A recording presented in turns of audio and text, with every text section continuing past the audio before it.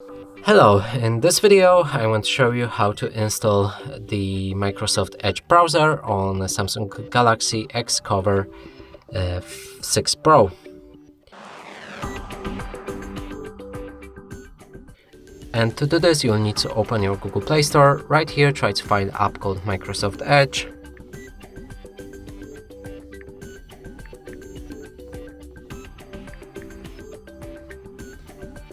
Select it and download it. After installation process is complete, you should be able to launch it. And right here you can sign in to turn on synchronization, also do it later. You can set up for data sharing preferences, set Microsoft Edge as a default browser, and finally open any website. And as you can see, the browser works fine. And that's it for this video. Hope you like it. Please consider subscribing to our channel, leave a like and a comment below.